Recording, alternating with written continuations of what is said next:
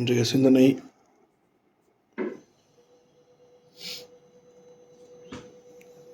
உண்மையான குரு யார்? பெண்மையை பற்றி பேசுங்கள்.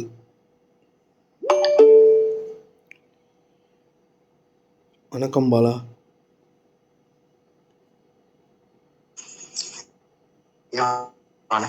வணக்கம்.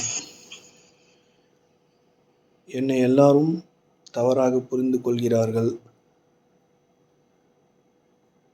மிகவும் சிரமமாக இருக்கிறது. இதை எப்படி கையாள்வது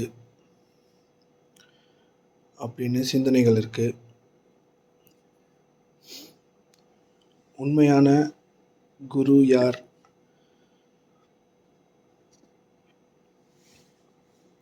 நம்ம எல்லாரும் குரு அப்படின்னா என்ன நினச்சிட்ருக்கோம்? என்ன நமக்கு காண்பிக்கப்பட்டிருக்கிறது அப்படின்னு பார்த்தா, குரு அப்படின்னா மதத்திற்கு ஏற்றாற் போல கலரான ஆடைகளை அணிந்து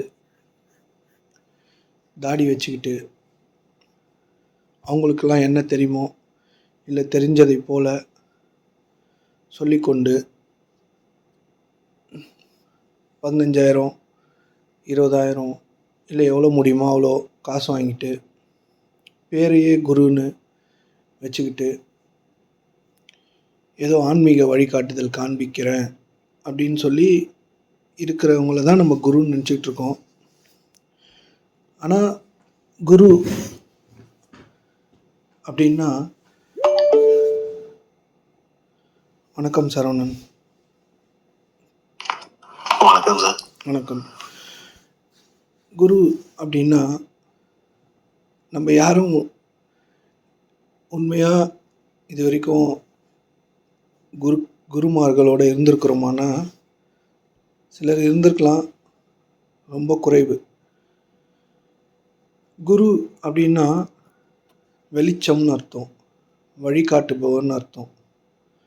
முதல்ல குரு அப்படின்னு சொல்கிறாங்கல்ல, குருன்றவர் சிஷ்யர்களுக்கு குரு இல்லை, அவருக்கே அவர் குரு. புரியுதுங்களா? குரு என்பவர் மனதை ஆள்பவர், மாயைகளை கடந்தவர், தன்னிலையில் தன் தேவைகளை தன் புறத்தே வைத்திருப்பவர், வெளியில் சொல்லாதவர், தன் தேவைகளை விருப்பங்களாக மாற்றி படைப்பவர், அவருடைய தேவைகளை எந்த மனிதரிடத்திலும் கேட்காதிருப்பவர், அமைதியில் இருப்பவர், சாந்தத்தையும் சமாதானத்தையும் வழங்குபவர், அழகானவர் அப்படின்னு சொல்லிகிட்டே போகலாம். நம்ம எல்லாரும் ஏதோ ஒரு குரு யூடியூப்லேயோ இல்லை எங்கேயோ ரோட்லேயோ அந்தந்த மதத்திற்கு ஏற்றாற் போல வேஷங்களை அணிந்து கொண்டு அமர்ந்திருப்பவங்கள நம்மளா ஏதோ குருன்னு ஏற்றுக்கிறோம், இல்லை ஏதோ ஒன்று செய்கிறோம். அவங்கெல்லாம் குரு கிடையாது. இந்த யூடியூப்பில் கிளாஸ் நடத்தி உங்கள்கிட்ட இந்த பணம் பிடுங்கி வாழ்கிறவங்க குரு கிடையாது. அவங்க உண்மையாக குரு கிடையாது. நம்ம சும்மா ஏதோ குருன்னு வச்சுக்கிறோம். அதே போல் எனக்கு இந்த வேலையை கற்றுக் கொடுத்த ஒரு குரு, பிரியாணி செய்ய கற்றுக் கொடுத்த ஒரு குரு, இல்லை எனக்கு மெக்கானிக் ஷாப் மேய்க்க உதவி செய்த ஒரு குரு, இந்த வேலையெல்லாம் கற்றுக் கொடுத்த ஒரு குரு, பாடம் சொல்லி கொடுக்குறாங்களே டீச்சர்ஸ், அவங்கெல்லாம் குரு கிடையாது. குரு என்பவர் நான் முன்னாடி சொன்ன மாதிரி மாயைகளை ஆள்பவர். நம்ம எல்லாரும் குருவை கண்டுபிடிக்கணுன்னாலே நம்ம மனதை தாண்டி இருந்தால் தான் குரு யாருன்னு புரிஞ்சிக்கவே முடியும். நம்மளோட எண்ண ஓட்டங்கள்லேயே ஓடிட்டு இருந்தோன்னா பார்க்குறவங்களெல்லாம் குருவாக ஏற்றுப்போம்.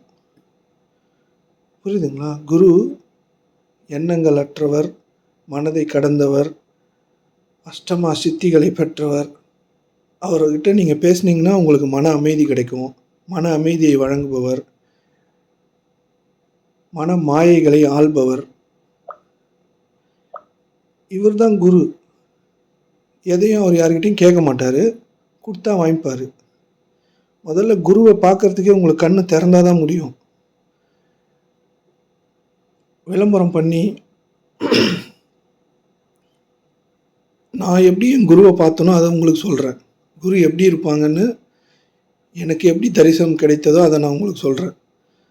யூடியூப்பில் நமக்கு காண்பிக்கப்படுற குருக்கள்லாம் குருக்கள் இல்லை, அவங்கெல்லாம் ஸ்பெக்குலேட்டர்ஸ்.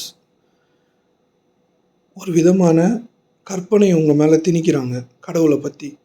கடவுளே ஒரு விதமான ப்ராங்க் தான். நீங்கள் ப்ராங்க் ஷோலாம் பார்த்துருப்பீங்கள்ல, யூடியூப்பில் ப்ராங்க் ஷோ போட்டிங்கன்னா இல்லாத ஒன்றை உருவாக்கி மனிதர்களை உணர்ச்சி வசப்பட வைப்பாங்க. அதுக்கப்புறம் அவங்க ரொம்ப சீரியஸ் கண்டிஷனில் உணர்ச்சி வசப்படும் போது இது ஒரு ப்ராங்க்கு, மைக்கு அங்கே வச்சுருக்கோம், கேமரா அங்கே வச்சுருக்கோம் அப்படின்னு சொல்லுவாங்க. அதே போல் தான் யூடியூப்பில் இருக்கிற குருமார்களும் உங்களை ஒரு விதமாக ப்ராங்க் பண்ணிகிட்ருக்காங்க கடவுள் பேரை பயன்படுத்தி. அதே மாதிரி கடவுளும் ஒரு விதமான ப்ராங்க் தான், அது உண்மை கிடையாது. நீங்கள் இறக்கும் தருவாயில் கேமரா அங்கே வச்சுருக்கேன்னு உங்கள்கிட்ட சொல்லுவாங்க. கடவுள் நீங்கள் வச்சிட்ருக்க எல்லா கடவுள் பெயர்களும் கடவுள் உருவங்களும் மனிதனால் உருவாக்கப்பட்டவையே, கடையில் வாங்கப்பட்டவையே, செதுக்கப்பட்டவையே, மனிதனால் உருவாக்கப்பட்டவையே அப்படின்னு நீங்கள் புரிஞ்சுக்கணும். இங்கே ஒன்று இருக்குது, அது உண்மை. குரு என்பவர்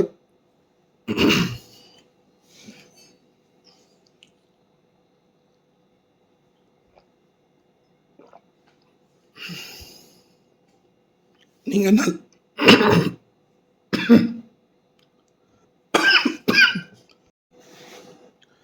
நல்ல குரு கிட்ட யாருன்னா சிக்கிட்டாங்கன்னா புலி வாயில் சிக்கன இற மாதிரி தான். திரும்பி இந்த உலக வாழ்வுக்கு அவங்களால வர முடியாது. உலகம் இருக்கும், அவங்க இந்த உலகத்தை ஆள்வாங்க. அதே போல் குரு என்பவர் ஏதோ சந்துலேயோ முக்குலேயோ உட்காந்துக்கிட்டு சோத்துக்காக ஏங்கி நிற்பவர் இல்லை.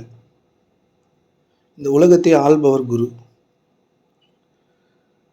புரியுதுங்களா? முக்கில் உட்காந்துன்னு கண்டதை பேசிக்கிட்டு, நிறைய புத்தகங்களை படிச்சுக்கிட்டு, மகான்களை பற்றி பேசிக்கிட்டு அவங்க இல்லை குரு. முதல்ல குரு அவர்கிட்ட தன்னிறைவு அடைஞ்சிருப்பார். அவர்கிட்ட வார்த்தைகளே இருக்காது பேசுகிறதுக்கு. அவர் அமைதி அடைந்திருப்பார். அவர்கிட்ட போனீங்கன்னா உங்களுக்கு அமைதி கிடைக்கும். அவர்கிட்ட கொஞ்சம் நேரம் பேசுனீங்கன்னா அமைதி கிடைக்கும். நீங்கள் பேசுவது எல்லாமே ஒரு விதமான குப்பை தான், நம்மளுக்கு தெரியாது. நம்ம ஏதோ அறிவு படைத்த மனிதர்கள் மாதிரி நன்மனிதர்கள்கிட்ட போய் பேசிக்கிட்டு இருப்போம். அது எல்லாமே ஒரு விதமான குப்பைகள் தான். அந்த குப்பைகளை வச்சுக்கிட்டு ஒன்றுமே பண்ண முடியாது.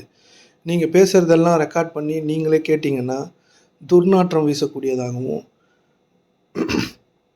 எதுக்கும் பயன்படாததாக இருக்கும். நீங்கள் பேசுகிறத நீங்களே கேட்டு பார்த்தீங்கன்னா. புரியுதுங்களா? இதில் உண்மையான குரு என்ன செய்வார் உங்களை அப்படின்னா, இறைவன் ஒன்று சொல்கிறோம்ல நம்ம எல்லாரும், இறைவனோட விருப்பமும் இறைவனோட கட்டளையும் என்ன அப்படின்னா, எனக்கு பணிந்து நட. எல்லா வேத புத்தகங்களும் இந்த பிரபஞ்சமும் என்ன சொல்லுது அப்படின்னா, எனக்கு பணிந்து நட, அதான் என்னோடய கட்டளை. எனக்கு யார் பணிந்து நடக்கிறாங்களோ அவங்களுக்கு எல்லாமே ஃப்ரீ அப்படின்னு எல்லா வேதமும் சொல்லுது. பயபக்தி உடையவர்களுக்கு அல்லான்னு சொல்லுது. அறிவின் கனியை புசிக்காத அப்படின்னு சொல்லுது பைபிள். அறிவின் கனியை புசிச்சனா ஏதேன் தோட்டத்தை விட்டு வெளியே போயிடுவேன், இன்னொரு அறிவின் கனியை சுவைக்காத அப்படின்னு கடவுள் சொல்லியிருக்காரு. அதே மாதிரி எல்லா வேதங்களும் எல்லா வழிகாட்டுதல்களும் எல்லா ஞானிகளும் இதை தான் சொல்கிறாங்க, வேறு விதம் வழியில். கடவுள் சொன்னது ஒன்றே ஒன்று தான். கடவுள்னு ஒரு பேர் இருக்குது, அதை பற்றி எதுனா பேசினாலே அது அசுத்தமாகிடும். அதனால் ஏதோ என்னால் முடிஞ்ச அளவுக்கு அதை நான் டிஃபைன் பண்ணுறேன். அது நிறைய பேருக்கு புரியாமல் இருக்கலாம், புரிஞ்சிச்சுன்னா நல்லது. இதில் நிறைய பேர் நீங்கள் தூங்கின்னு கூட இருக்கலாம், தெரியாது எனக்கு. பட் ஏதோ கேட்குற அளவுக்கு புரிஞ்சுங்க, இல்லை திருப்பி கேளுங்க. வணக்கம் ஜெயபால். வணக்கம். கடவுள் அவர் என்ன ஏதோ ஒன்று கடவுள் நம்மளை படைக்கும் போது என்ன சொல்லிச்சு அப்படின்னா, எனக்கு பணிஞ்சு நட, என்னை ஞாபகம் வச்சுக்கோ, என்னை நினைவு கூறு, உனக்கு இந்த உலகம் ஃப்ரீ. அது உண்மை தான். குரு என்ன பண்ணுவார்னா பணிவை கற்று தருவார். அவர் எக்ஸ்ட்ரீமாக உங்களுக்கு கற்றுக் கொடுக்க விஷயம் என்னென்னா பணிவு தான். அவர்கிட்ட நீங்கள் பணிஞ்சிங்கன்னா நீங்கள் இறைவன்கிட்டையும் பணிவீங்க. இந்த பணிவு தான் நம்மக்கிட்ட கிடையாது. ஈகோக்கு பணிவுன்றது ஒன்று இல்லை. குரு என்பவர் உங்களோட ஈகோவை, உங்களோட அறிவை மொத்தமாக நாசம் பண்ணிடுவார்.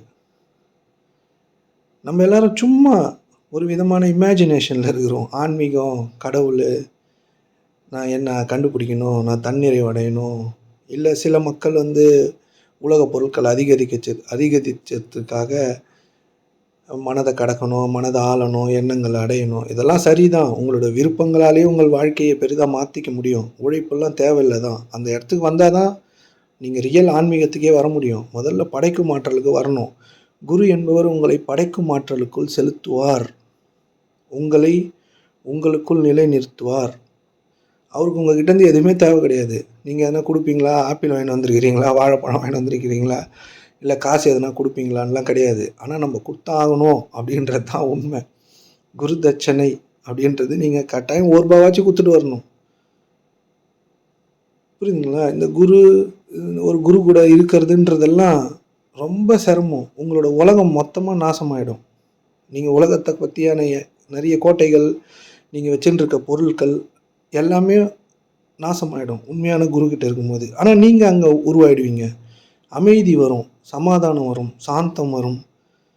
நீங்கள் வச்சுருக்க எல்லா நம்பிக்கையும் உடைக்கப்படும். அது உடைக்கிறதுக்கு அவர் எதுவுமே பண்ண மாட்டார். அவர் அமைதியிலே உடைச்சிருவார்.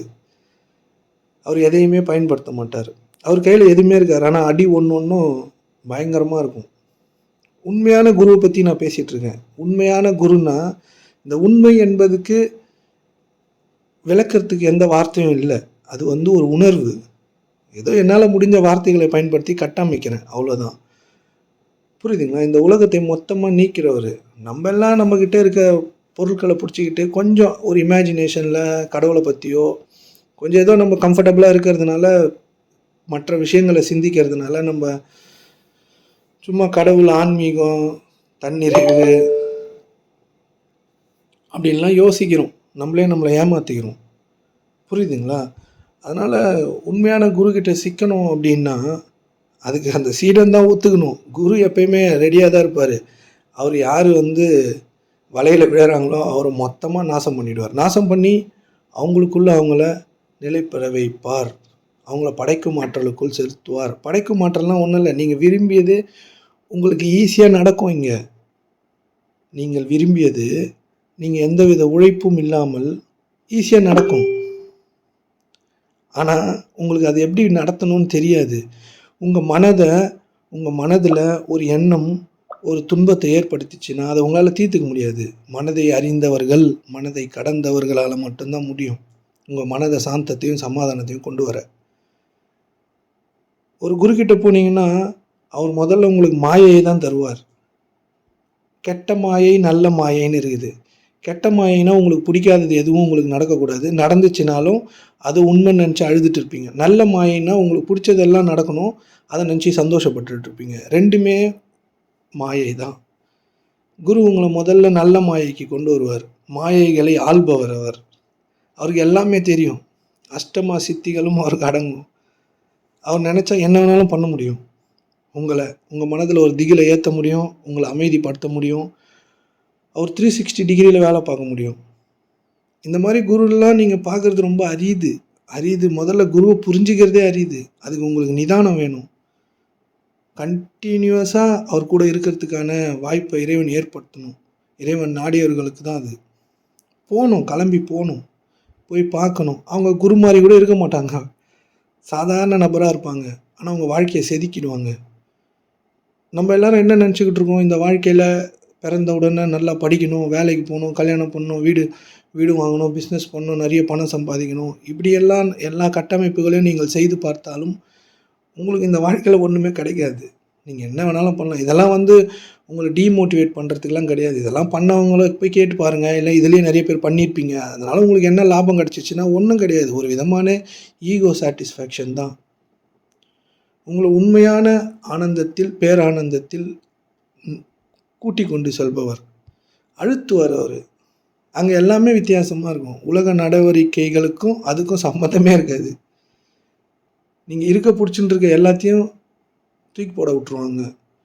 அதனால் குருக்கிட்ட பயணிக்கிறதுன்றது ரொம்ப சிரமம். ஒரே ஒரு வார்த்தை பேசுனா கூட அதை நீங்கள் செய்கிற மாதிரி இருக்கும். அதனால் பார்த்து வார்த்தையை பேசணும். வார்த்தைகள் பயன்பாடுன்றது ரொம்ப சிரமம். ஒரு குருக்கிட்ட பேசுகிறதெல்லாம் நிகழ்ந்துரும் அது. சரிங்களா? இந்த யூடியூப்லேயோ டிவிலேயோ தாடி வச்சுக்கிட்டோ எதையோ சிலையை விற்றுக்கிட்டோ எதையோ விற்றுக்கிட்டு சுற்றின்னு இருக்காங்கல்ல, அவங்கெல்லாம் ஸ்பெக்குலேட்டர்ஸ். அவங்கெல்லாம் உங்களுக்கு ஒரு மாயையை தான் க்ரியேட் பண்ணுறாங்க. ஒரு விதமான என்ன சொல்கிறது, ஹிப்னாசிஸ் ஸ்டேட்டை உங்களுக்கு க்ரியேட் பண்ணுறாங்க. உங்களுக்கு கடவுளை பற்றி நீங்கள் நிறைய தெரிஞ்சு வச்சுருக்கீங்களா? அதை பற்றிலாம் உங்களுக்கு எதுவுமே தெரியாது. நீங்கள் தெரிஞ்சு வச்சுருக்கிறதுனால அதில் பயணிக்கிறீங்க. குரு என்பவர் அதெல்லாம் விளக்குவார். எதுவுமே பண்ண மாட்டார், சும்மா தான் இருப்பார். அவர் உங்கள் மேலே சும்மா இருப்பார். புரியுதுங்களா? சும்மா இருக்கிறது அப்படின்னா சும்மா உட்கார்ந்துருக்கிறது இல்லை. பேரானந்தத்தில் இருக்கிறது, அமைதியில் இருக்கிறது, சாந்தத்திலும் சமாதானத்திலும் இருக்கிறது, படைக்கும் ஆற்றலில் இருக்கிறது. ஒரு வார்த்தை சொன்னால் அது உங்கள் வாழ்க்கையில் நிகழ்ந்துடும். ஏன்னா அவர் ஒரு வார்த்தையை பேரானந்தத்தின் பேரமைதியிலிருந்து உணர்வு நிலையிலேருந்து கொண்டு வருவார். மனதிலிருந்து எண்ணங்கள் ஓட்டத்திலேருந்து எடுத்துகிட்டு வர மாட்டார். அதனால் நீங்கள் நிறைய இமேஜினேஷனில் இருக்கலாம், இருப்பீங்க. அதெல்லாம் உங்கள் வாழ்க்கைக்கு எந்த பயனும் கிடையாது. குருவை சந்திக்கிறதுக்கு கிளம்பணும், போகணும். குரு எந்த முயற்சியும் எடுக்க மாட்டார் உங்கள் வாழ்க்கையை முன்னேற்றத்துக்கு. நீங்கள் மட்டும்தான் எடுக்கணும். சிஷ்யன் மட்டும்தான் அவன் வாழ்க்கையை தன்னிறைவடைவதற்கு முயற்சி எடுக்கணும். போகணும், நிற்கணும். உங்களால் ஈகோவை நசக்குனா பொறுத்துக்கணும். உங்களுக்கு மொத்தமாக அந்த நசக்குதல் மட்டும்தான் நடைபெறும். 15,000 ரூபாய் வாங்கிட்டு கிளாஸ் நடத்திட்டு டீயும் ஸ்நாக்ஸு சாப்பாடெலாம் தரமாட்டாங்க. புரியுதுங்களா? அடிமை மாதிரி இருக்கணும். நீங்கள் ஒரு குருக்கு, தன்னிறைவு பெற்ற மனிதருக்கு, மனதை கடந்தவருக்கு, அவருடைய சுயத்தில் நிலை பெற்றவருக்கு அடிமையாக இருந்தீங்கன்னா உங்கள் சுயத்தில் நீங்கள் நிலை பெற முடியும். இது ஒரு கண் கட்டின பாதை தான். கண் கட்டி ஒரு பாதையில் அமைச்சிங்கன்னா வழி தெரியாது யாருக்கும். அந்த மாதிரியான பாதை தான் இது. ரொம்ப டேஞ்சரஸ். இது உள்ளே யாராலையும் அவ்வளோ சீக்கிரம் வர முடியாது. உண்மையான ஆன்மீகமே வேறு. கோயில் கோயிலாக சுற்றுறதோ, சித்தர்களையோ, ஜீவ சமாதியில் போய் தரிசிக்கிறதோ, ஜீவ சமாதியோட பவர் எவ்வளோ இருக்குன்றதோ எல்லாமே ஒரு விதமான ஸ்பெக்குலேஷன் தான். இறந்த சடலம், அவ்வளோதான். இறைவன் நீங்கள் என்ன பெரிய ஆளாக இருந்தாலும் எல்லாரையும் முடிச்சு விட்ருவாங்க கடவுள். இங்கே ஏதோ ஒன்று இருக்குல்ல, நீங்கள் எவ்வளோ பெரிய சித்தராக இருந்தால் கூட நீங்கள் திருப்பி இங்கே வர முடியாது. முடிஞ்சிச்சு உங்களோட பயணம். நீங்கள் வேறு எங்கன்னா இருக்கலாமோ, இல்லை இல்லாமல் போகலாமோ, அதெல்லாம் நம்மளுக்கு தேவையில்லை. ஆனால் பூமியில் திருப்பி நீங்கள் வர முடியாது. வரணுன்னா வேறு மூஞ்சி வச்சுன்னு வரலாம், வேறு உடல் வச்சுன்னு வரலாம், அவ்வளோதான்.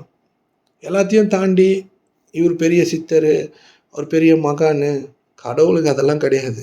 நான் தான் உன்னை படைச்சிருக்கிறேன், சும்மா இருங்க. சாதாரணமாக இருக்கிற மனநிலையை உங்களுக்கு ஒரு குரு வழங்குவார். குருக்கு போனால் வேலை செய்யணும், அவரை பார்த்துக்கணும். அவர் பணக்காராக இருக்காரோ ஏழையாக இருக்காரோ அவரை பற்றியான ஜட்ஜ்மெண்ட்லாம் நம்மளுக்கு தேவை கிடையாது. அவரை பற்றியான எண்ண ஓட்டங்கள்லாம் நம்மளுக்கு தேவை கிடையாது. உங்களை பற்றியான கவனம் மட்டும்தான் உங்களுக்கு தேவை. குரு என்பவர் உங்கள் மீது உங்கள் கவனத்தை செலுத்துவார். உங்களை படைக்கும் ஆற்றலுக்கு நீங்கள் உங்கள் விருப்பங்களை நிறைவேற்றுவதற்கான வழி எல்லாத்தையும் காண்பிப்பார். சும்மா இருப்பார். ஆனால் நிறைய பேச மாட்டார்.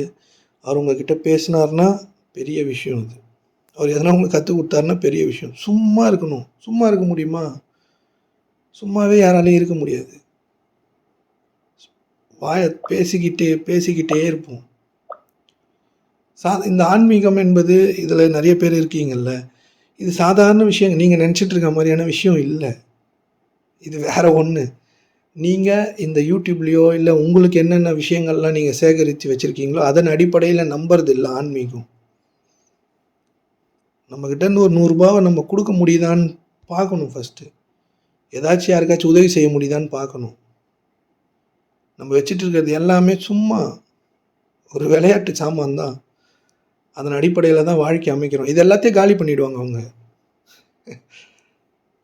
தான தர்மம்லாம் நம்ம இப்போ வரைக்கும் தான தர்மம்லாம் யாரும் ஒழுங்காக பண்ணலை. அது வேற ஒன்று. புரியுதுங்களா? அதனால் இந்த குரு ஆன்மீகன்றது ஒரு இமேஜினேஷனில் இருந்துன்னு எப்படி ஒரு போதைப் பொருளை பயன்படுத்தினா ஒரு விதமாக நம்மளுக்கு ஜாலியாக இருக்குமோ, அந்த மாதிரி இந்த ஆன்மீகத்தை பயன்படுத்தக்கூடாது. நீங்கள் வச்சுன்னு இருக்க உங்களுக்கு காண்பிக்கப்பட்ட கடவுள்கள் எதுவுமே இங்கே இல்லை. அதான் உண்மை. புரியுதுங்களா? உங்களுக்கு காண்பிக்கப்பட்ட, அறிவுறுத்தப்பட்ட கடவுள் எதுவுமே இங்கே இல்லை. இங்கே ஒன்றே ஒன்று தான் இருக்குது. அதுக்கு பேரும் கிடையாது. அதை உங்களுக்குள்ளே மட்டும்தான் உணர முடியும். அதை உங்களுக்குள்ளே போனால் மட்டும்தான் தெரிஞ்சுக்க முடியும். அதற்கான வழியை, பாதையை அமைத்து தருபவர் தான் குரு. தெளிவானவர், மனதை ஆள்பவர். உங்கள் மனதை 2 துண்டாக கிழிச்சிடுவார். மனதிற்கு நிறைய சக்தி இருக்குது. மன மாயைன்னு ஒன்று இருக்குது. நீங்கள் மனதில் என்ன நினைக்கிறீங்களோ அது வெளியில் தெரியும். நீங்கள் முருகனை இங்கே பார்க்க முடியும், வெளியில் சிவனை பார்க்க முடியும், பேயை பார்க்க முடியும். நீங்கள் யாராச்சும் பேயை கடவுள் உருவத்தில் பார்த்துருக்கிறீங்க? ஏன்னா பார்த்ததே இல்லை. ஏன்னா உங்களுக்கு அந்த மாதிரி ஒரு இமேஜினேஷனே இல்லை. இல்லை பேயை கடவுள் மாதிரி பார்த்துருக்கீங்களா? அந்த மாதிரி இமேஜினேஷனே உங்களுக்கு வந்ததில்லை. அந்த மாதிரி சொல்லி கொடுத்ததே இல்லை. மனமாயை, மனதுக்கு நிறைய சக்தி இருக்குது. அதை நீங்கள் அதை அடக்க கற்றுக்கினா தான், அதை ஆளை கற்றுக்கினா மட்டும்தான் நீங்கள் யாருன்னு உங்களுக்கு புரியும். அது வரைக்கும் மனமாயை தான். மனம் ரொம்ப பவர்ஃபுல். மனம் ரொம்ப பவர்ஃபுல். நீங்கள் நினைக்கிற மாதிரி இல்லை அது. அது எல்லாத்தையும், அதாவது எப்படின்னா, உங்களை ஒரு பெரிய ஈகோவில் பெரிய முக்தனாலாக மாற்றிடும் அது. நீங்கள் கொஞ்சம் ஏதோ ஆன்மீகத்தை கற்றுக்கிட்டு ஏதோ தியானங்கனம் பண்ணிங்கன்னா உங்களுக்கு ஏதோ சக்தி வந்த மாதிரிலாம் காமிக்கும். நீங்கள் சாதாரண மனிதராக இருந்தால் மட்டும்தான், சாதாரண நிலைக்கு வர்றது தான் இங்கே ரொம்ப கஷ்டம். இங்கே அலங்காரம் பண்ணுறதெல்லாம் ஈஸி தான். உங்களோட சக்தி எல்லாத்தையும் காமிக்கிறதெல்லாம் ஈஸி தான். சாதாரண மனிதராக இருக்கணும். எல்லாத்தையும் சமநிலையோடு பார்க்க தெரியணும். இது எல்லாத்தையும் உங்களுக்கு குரு தருவார்.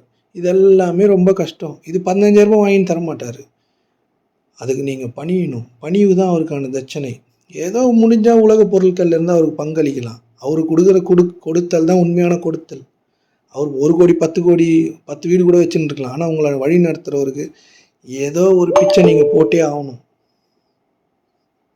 ஏதோ ஒரு பிச்சை நீங்கள் போட்டே ஆகணும். அவர் உங்ககிட்டேருந்து எதையும் எதிர்பார்க்க மாட்டார். உங்ககிட்டேருந்து அவர் எதிர்பார்க்கறது ஒன்றே ஒன்று தான், பணிவு. அவருக்கு நீங்கள் செருப்பாக மாறாத வரைக்கும் கடவுள்னு ஒன்றை புரிஞ்சிக்கவே முடியாது. அந்த நிலைக்கு அவர் கொண்டு போயிடுவார். ஒன்ஸ் நீங்கள் ஏதாச்சும் ஒரு குருக்கிட்ட சிக்கிட்டீங்க, உங்கள் கதை காலின்னு அர்த்தம். காலினா இந்த உலகம் உங்களுக்கு காலி. ஆனால் நீங்கள் படைப்பீர்கள். எல்லாத்தையும் உங்ககிட்டேருந்து எடுத்தாலும் நீங்கள் பேரமைதியில் இருப்பீர்கள். உங்களால் படைக்க முடியும். உங்களுடைய நினைப்பு நிறைவேறும். நீங்கள் ஒருத்தர் சரியாயிடும் சொன்னால் சரியாகும். அந்த நிலைக்கு கொண்டு வருவார். மேன்மையான நிலை கொண்டு வருவார்.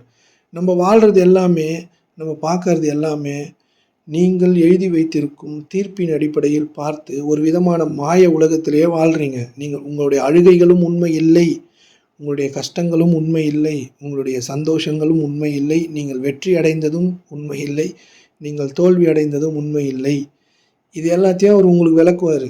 எதுவும் பண்ண மாட்டார். சும்மா இருப்பார். அவர் கூட போய் இருந்தால் போதும். அவருக்கு செருப்பாக மாறினா போதும். அவருக்கு அடிமையாக இருந்தால் போதும். உங்களால் முடிஞ்ச உலக பொருள்லேருந்து அவருக்கு ஏதோ பங்களிச்சா போதும். உண்மையான குருலாம் பார்த்தீங்கன்னா ஒன்றும் பண்ண மாட்டாங்க. உங்கள் கதையை அப்படியே முடிப்பாங்க. ரொம்ப கஷ்டன்றது உங்களை இந்த வாழ்க்கையிலேருந்து மேன்மையான வாழ்க்கையை கொண்டு போவாங்க. சும்மா நீங்களாகவே ஒரு இமேஜினேஷனில் இருந்துன்னு இவர் அந்த சித்தர் இந்த சித்தர் அவர் இது சொன்னார், அவர் சொன்னதே நம்ம கடைப்பிடிக்கிறது இல்லை. உண்மையாக நீங்களே உங்களை கேள்வி கேட்டு பாருங்களேன். நீங்கள் ஏதாச்சும் ஒன்று ஒழுங்காக கடைப்பிடிக்கிறீங்களா? இல்லை ஏதாச்சும் ஒன்று ஒழுங்காக செய்கிறீங்களா? எதுவுமே கிடையாது.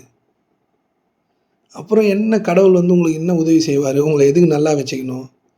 குருக்கு பணிஞ்சால் மட்டும்தான் கடவுளுக்கு நீங்கள் பணியவே முடியும். அப்படியே சொல்கிறத கேட்கணும். அவருக்கு எல்லாமே தெரியும். குரு உங்களை வழி நடத்துவருக்கு எல்லாமே தெரியும் உங்களை பற்றி. நீங்கள் எதை பண்ணாலும் அவர் கண்டுபிடிச்சிடுவார். ஆனால் சும்மா தான் இருப்பார். அங்கே உலக வித்தைகள்லாம் வேலைக்கு ஆகாது. குரு கூட பயணிக்கிறதுக்கும் இந்த உலகம் அப்படியே ஆப்போசிட்டாக இருக்கும். எல்லாமே அதிசயங்களும் வியப்பும் தான். எல்லாமே அதிசயங்களும் வியப்பும் தான். அங்கே இந்த உலக இப்படி இருந்தால் அப்படி இருக்கும், இப்படி இருந்தால் அப்படி இருக்கும்லாம் கிடையாது. அங்கே எல்லாமே அதிசயங்கள் தான். அதனால் இந்த ஆன்மீகத்தில் ஏதோ ஒரு சாதாரணமாக எடுத்துக்கிட்டு எங்கெங்கேயோ போய் எதையோ வாசி யோகம் கற்றுக்கிறேன், அதை கற்றுக்கிறேன், இதை கற்றுக்கிறேன், ராஜயோகம் கற்றுக்கிறேன். அவர் ஒரு குரு. தாடி வச்சாலாம் குருன்னா இப்போ எத்தனை பேர் தாடி வச்சுருக்காங்க? ஏதோ புக்கை பற்றி கக்கிறதெல்லாம் குரு இல்லை. தன்னை பற்றி பேசணும், தன்னுக்குள்ளே போய் பார்க்கணும். உணர்ச்சினா என்னன்னே யாருக்கும் எதுவும் தெரியாது. முதல்ல உங்கள் உணர்வு நிலையில் உங்களை நிலைப்படுத்துபவர் குரு. ஆனால் இங்கே இருக்கிற யூடியூப் சாமியாருங்க எல்லாம் உங்களை உணர்ச்சி வசம் தான் பயணம் வைக்கிறாங்க. ஏதோ அங்கே போனால் வாழ்க்கை மாறிடும். உங்கள் வாழ்க்கைலாம் என்றைக்குமே மாறாது, அதை புரிஞ்சுங்க. உங்கள் வாழ்க்கையை மாற்றினாலும் நீங்கள் இப்படியே தான் இருப்பீங்க. என்ன உங்கள் வாழ்க்கை மாறணும்? நிறைய காசு வேணும், அவ்வளோதானே. மேக்ஸிமம் பீப்புளுக்கு அதான் தேவைப்படுது. காசு வச்சு என்ன பண்ணுவீங்க வாழ்க்கையை மாற்றி? இப்போ இருக்கீங்களா அதே மாதிரி வேறு ஒரு மனநிலையில் இருப்பீங்க. உங்களுக்கு என்றைக்குமே தன்னிறைவும் சாந்தமும் சமாதானமும் பேரமைதியும் பேரானந்தமும் உங்களுக்கு கிடைக்க போகிறதே இல்லை. உங்களுக்கு ஏதோ ஒரு சந்தோஷம் பொருட்கள் வாங்கினாலோ இல்லை ஏதோ ஒன்று வாங்கினா கிடைக்கிது இல்லை, அது எல்லாமே உங்களோட உண்மையான ஆனந்தத்திலேருந்து தான் வருது. அதை நீங்கள் பொருட்கள் வழியாக தேடுறீங்க. உங்களுக்குள்ளேயே நீங்கள் தேடிக்கினா போதும். அதுக்கு வழி காண்பிப்பவர் தான் குரு. குரு கையில் செருப்புலாம் இருக்காது, ஆனால் அடி ஒன்று ஒன்றும் வலிக்கும். செருப்பில் அடித்தா எப்படி வலிக்குமோ, அதாவது அடி வலிக்காது, செருப்பில் அடிக்கிறது வலிக்கும் நம்ம ஈகோக்கு. யாருன்னா உங்களை செருப்பில் அடிச்சிட்டாங்கன்னா அடி ஒன்றும் பெருசாக அடிச்சிருக்க மாட்டாங்க, ஆனால் செருப்பில் அடிச்சிட்டான்னு ஒரு வலி வலிக்கும்ல. எல்லோரும் முன்னாடி என்னை கேவலப்படுத்திட்டான் அப்படின்னு, அந்த மாதிரி அடி விழும். அடினா ஒன்றும் இல்லை, நீங்கள் என்ன உங்களோட ஈகோ மொத்தமாக பிடுங்குவார் அவர். நீங்கள் வச்சுருக்க எல்லா சட்டத்திட்டங்களையும் நாசம் பண்ணுவார். அதுக்கு அந்த நபர் தான் தயாராக இருக்கணும். குருக்கு எந்த பிரச்சனையும் இல்லை. நீங்கள் மாறினாலும் மாறலைனாலும், நீங்கள் என்ன ஒத்துக்கினாலும் ஒத்துக்கலைனாலும் அவர் அப்படி தான் இருப்பார். என்னை நீங்கள் திட்டினாலும் திட்டலைனாலும், என்னை வணங்கினாலும் வணங்கினாலும் அவருக்கு எந்த பிரச்சனையுமே கிடையாது. பார்ப்பார் எல்லாத்தையும், அவ்வளோதான். சரி, அவரை நீங்கள் போய் எதுனா திட்டினாலும் சரின்னு சொல்லுவார், ரொம்ப புகழ்ந்தாலும் சரின்னு சொல்லுவார். நீங்கள் புகழும் போதும் ஒரு விதமான மாயையில் தான் இருக்கிறீங்க. சும்மாவே இருக்க மாட்டீங்க. நீங்கள் சும்மா இருங்க அப்படின்னா சும்மா இருக்க மாட்டோம். சும்மா இருக்க வச்சுருவாங்க உண்மையான குரு. கோயில் கட்டுறது, ஆசிரமம் கட்டுறது, அதுக்கு பிச்சை வாங்கிறது. புரியுதுங்களா? ஒரு நிமிஷம். அதனால் இதெல்லாம் லேசாக புரிஞ்சுங்க. கேள்விகளை நம்ம ஈஸியாக கேட்குறோம், அதுக்கான பதிலும் கிடைக்குது. ஆனால் வாழ்க்கை மாறுதா, வாழ்க்கையை மாத்திரமா அப்படின்னா எதுவும் இல்லை. நம்ம அப்படியே அன்னன்னைக்கு ஒரு மனதின் சுகத்தில் நம்மளுக்கு சாதகமாக நடந்துச்சு, நம்ம ஈகோக்கு எந்த பாதிப்பும் இல்லை அப்படின்னா நம்ம வாழ்க்கையை ஏதோ நல்லா இருக்கிறதா நினச்சிக்கிறோம். நம்மளுக்கு சாதகமாக இல்லாமல் நம்மளுக்கு எதிராக இந்த வாழ்க்கை நகரும் பொழுது ஏதோ துன்பம் ஏற்பட்டதான் நினைக்கிறோம். இந்த ரெண்டுமே உண்மை இல்லைன்றது தான் உண்மை. இந்த சமநிலைக்கு உங்களை கொண்டு வருவது தான் உண்மையான குரு. உண்மையான குரு அப்படின்னா உணர்வு நிலையில் யார் இருக்கிறார்களோ, அவர்களுடைய சுயத்தில், அவர்களுடைய ஆன்மாவில் யார் நிலை பெற்றிருக்கிறாங்களோ அவங்க தான் உண்மையான குரு. அவங்க தான் உங்களுக்கு வழி காண்பிப்பாங்க. வழி காண்பிக்கிறது அப்படின்றது அவங்க ஒன்றும் உங்களுக்கு கூடலாம் வரமாட்டாங்க. உங்களோட அறிவை, உங்களோட ஈகோவை, உங்களோட பெருமையை, நீங்கள் வச்சிட்ருக்க எல்லா சம்பிரதாயங்களையும் நசுக்கி விட்ருவாங்க. வேறு ஒன்றும் பண்ண மாட்டாங்க. அவங்க உங்கள் கூடலாம் எந்த பயணத்தையும் இது பண்ண மாட்டாங்க. குரு என்பவர் தன்னிறைவு அடையிறதுக்கான வழியை காமிக்க மாட்டார். புரியுதுங்களா? தன்னிறைவு அடையிறதுக்கு எதெல்லாம் தடையாக இருக்குதோ அதை அழிப்பார். குருனாலே அழிப்பவர்னு அர்த்தம். அழித்து நன்மையை உருவாக்குவர்னு அர்த்தம். நன்மையை வழங்குபவர்னு அர்த்தம். நன்மையில் வலுத்தவர்னு அர்த்தம். படைக்கும் ஆற்றலில் அதிசயங்கள் நீங்கள் பார்த்தீங்கன்னா புரிஞ்சுக்கலாம். நிறைய அதிசயங்கள் நடக்கும், சும்மா இருந்தால் நடக்கும். அந்த மாதிரி பார்க்காததுனாலே நம்ம இந்த மனிதர்களை பார்த்து உழைப்பு, வாழ்க்கை, சாப்பாடு, உழைப்பு, வேர்வை சிந்தி வாழ்ந்து மனிதர்கள் இப்படி தான் வாழணும் போலன்னு நீங்கள் நினச்சிட்டு இருக்கீங்க. உங்களுக்குள்ள இமேஜினேஷன் ஒரு பவர் இருக்குது, உங்களுக்குள்ள மனம்னு ஒன்று இருக்குது. இதெல்லாம் எதுக்குன்னு நீங்கள் புரிஞ்சுக்கணும். படைக்கும் ஆற்றல் மனதால் தான் பண்ண முடியும், அதையும் கடக்கணும். முதல்ல ஒரு குரு உங்களை படைக்கும் ஆற்றலில் வலுப்பெற செய்வார், உங்களை படைக்க வைப்பார், அதற்கான சந்தர்ப்பங்களையும் நெருக்கடிகளையும் உருவாக்குவார். உங்கள்கிட்ட எல்லாத்தையும் பிடிங்கிட்டு அப்படியே அம்போன்னு கூட விடுவார், ஏன்னா உங்களோட கை பலப்படுவதற்காக. ஆனால் அவர் எப்படி கழுகு தன்னோட குஞ்சுகளை கீழே தள்ளி மலையில் மேலேருந்து கீழே தள்ளி அதை பறக்க வைக்க ட்ரை பண்ணும், அந்த மாதிரி. அதனால் குரு கூட பயணிக்கிறது, நீங்கள் பார்த்த குருலாம் குருவே கிடையாதுன்றதை ஒத்துக்குங்க தயவுசெய்து. அதை ஒத்துக்கிறதுக்கும் சிரமமாக இருந்துச்சுன்னா சரி, அவங்க தான் குருன்னு ஏதோ ஒன்று இமேஜினேஷனில் அப்படியே போக வேண்டியதான், ஹிப்னாசிஸ் ஸ்டேட்டில் அப்படியே போக வேண்டியதான். நம்ம எல்லாருமே ஒரு விதமான செய்திகளால் ஹிப்னாசிஸ் செய்யப்பட்டு வாழ்க்கையை நடத்தி கொண்டு இருக்கிறோம். இந்த ஹிப்னாசிஸ் ஸ்டேட் தான் மாயை. வாழ்க்கையே ஒரு மாயை, வாழ்வே ஒரு நாடக மேடையெல்லாம் சொல்கிறாங்கல்ல, நம்மளுக்கே தெரியாமல் நம்ம நடிச்சுட்டு இருக்கோம். எப்படின்னா செய்திகளால், மற்றவங்க பேசுகிறத வச்சுக்கிட்டு. நான் நிறைய எக்ஸ்பிரிமெண்ட்லாம் பண்ணுவேன், திடீர்னு என் கூட இருக்கிறவங்க கிட்டலாம் சும்மாவே அவங்கள வேணும்னே டென்ஷன் பண்ணுவேன். அந்த விஷயம் இருக்கவே இருக்காது, அந்த விஷயமே இருக்காது. வேணும்னே இருக்கிற மாதிரி பேசி அவங்க அதுக்கு ரொம்ப டென்ஷன் ஆகிடுவாங்க. அந்த விஷயமே இருக்காது, ஏன்னா அவங்களுக்கு தெளிவில்லை, எது சொன்னாலும் நம்புகிறாங்க. இந்த தெளிவு அதெல்லாம் வந்தால் தான் இந்த பிரபஞ்சம் என்னவா இருக்குன்னே உங்களுக்கு புரியும். மன தெளிவு ஏற்பட்டால் மட்டும்தான் இந்த பிரபஞ்சம் என்னவாக இருக்கிறது அப்படின்னு உங்களுக்கு புரியும். இல்லைன்னா புரியாது. உங்களுடைய எண்ணங்களாலேயே நீங்கள் இந்த பிரபஞ்சத்தை அளவிட்டு கொண்டே இருக்கிறீர்கள். உங்களுடைய எண்ணங்களாலேயே இந்த பிரபஞ்சத்தை ஒரு ஆன்சருக்குள்ளே கொண்டு வர பார்க்குறீங்க. இங்கே எண்ணங்களுக்கு தேவையில்லை, உணர்வுகளால் புரிந்து கொள்ளப்பட வேண்டியது தான் இந்த பிரபஞ்சம். உணர்வு என்பது நீங்கள் எண்ணங்கள் இல்லாத நிலையில் இருப்பது. நீங்கள் இருப்பீங்க, கான்ஷியஸ் மட்டும் இருக்கும், அவ்வளோதான். இதுக்கெல்லாம் வழி காண்பிப்பவர் தான் குரு. சும்மா கிளாஸுக்கு வர வச்சுட்டு 15,000 வாங்கிட்டு எதையோ உபதேசம் பண்ணிவிட்டு, அது பேர் ஏதோ ஒன்று கொடுப்பாங்களே, நெத்தியில் அமுத்தி, அது பேர் என்ன, தீட்சை. தீட்சைலாம் குரு மறைவாக தருது, அவருக்கு பணிகிறவங்களுக்கு மட்டும்தான் அது. வரவங்களுக்கும் 15,000 ஃபீஸ் கட்டினவங்களுக்கெல்லாம் கிடையாது, கண்டதை பேச கேட்குறவங்களுக்கெல்லாம் கிடையாது. தீட்சை என்பது மறைவாய் குரு அவர் உணர்வு நிலையிலிருந்து உங்கள் உணர்வு நிலைக்கு டிரான்ஸ்மிட் பண்ணுறது. எப்படி ப்ளூடூத் வழியாக ஒரு ஃபோன்லேருந்து ஒரு ஃபோனுக்கு பாட்டு ஏறுது மாறுது, எவ்வளோ டெக்னாலஜிலாம் இப்போ இருக்குது, ஒரு ஃபோன்லேருந்து இன்னொரு ஃபோனுக்கு மாறுது இல்லை, அந்த மாதிரி தீட்சை என்பது உங்கள் வாழ்க்கையை மாற்றுறதுக்காக அவர் மறைவாய் தருவது. அது அவருக்கு பணிகிறவருக்கு மட்டும்தான். அவர் எதுக்கு பணிவை உங்ககிட்ட செலுத்துகிறார் அப்படின்னா, நீங்கள் பணிஞ்சால் மட்டும்தான் இறைவனுக்கே பணிவீங்க. பணியுதுன்றது ஈகோக்கு கிடையாது, அது பணியவே பணியாது, யார் சொல்கிறதையும் கேட்காது, அதுக்கு தெரிஞ்ச அறிவிலேயே அது சுழலும், எதையுமே ஒத்துக்காது, யாரையுமே ஒத்துக்காது, அதுக்கு தெரிஞ்ச அறிவிலேயே சுழண்டுகிட்டே இருக்கும். பணியறதுன்றது நிதானிக்கிறது தான், தெளிவாக பார்க்கறது தான், கவனமாக இருக்கிறது தான். அந்த நிலைக்கு அவர் உங்களை கொண்டு வருவார்.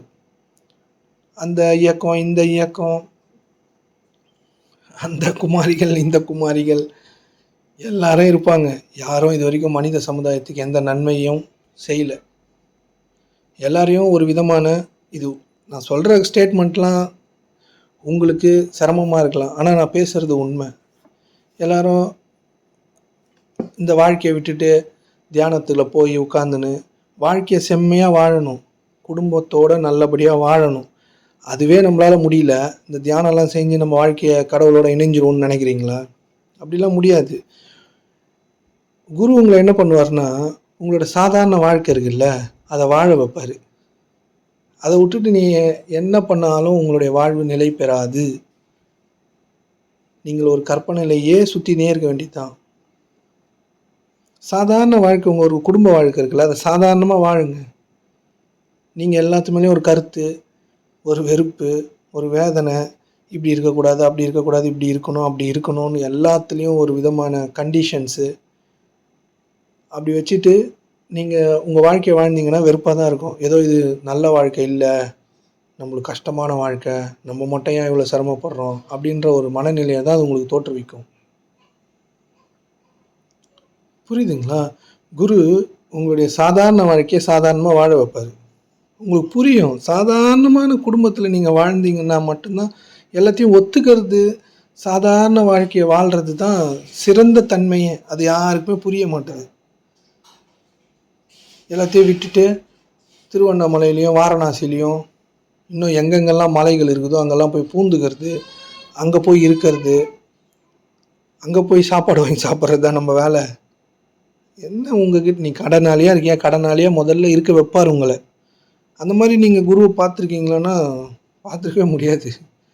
கடனாலே இரு, நீ இப்போ என்னவா இருக்கியா அதில் இரு. பணக்காரன் இருக்கியா? பணக்காரனா முதல்ல இரு. பணக்காரன்றது பணத்தை சேர்த்து வச்சுருக்கவன் கிடையாது, பணத்தை நிறைய செலவழிக்கிறவன். அதுவே நம்மளுக்கு தெரியாது. பணத்தை அவனுக்காகவும் மற்றவர்களுக்காகவும் வாரி இறைப்பவன் தான் பணக்காரன். சேர்த்து வச்சுன்னுக்கிறவங்களாம் பிச்சைக்காரன். புரியுதுங்களா? பணக்காரன்னா என்ன? நிறைய பணம் வச்சுருக்கணும், செலவு பண்ணணும், அவன் தானே பணக்காரன். மற்றவர்களுடைய நன்மைக்காகவும் குரு செலவு செய்வார். குரு அப்படி செலவு செய்வார். அவர்கிட்ட இருக்கிறத அவருக்குடைய நலனுக்காகவும் மற்றவர்களுடைய நலனுக்காகவும் வாரி இறைப்பார். புரியுதுங்களா? அவர்கிட்ட 100 ரூபாய் இருந்தாலும் 100 ரூபாய் வாரி இறைப்பார். அது அக்ஷய பாத்திரம் போல வந்துக்கிட்டே இருக்கும். நான் சொல்கிறதெல்லாம் ஒரு விதமான மிஸ்ட்ரியாக இருக்கலாம், இதெல்லாம் நடக்குமான்னு கூட உங்களுக்கு தோணலாம். ஆனால் உண்மையாக நடக்கும்.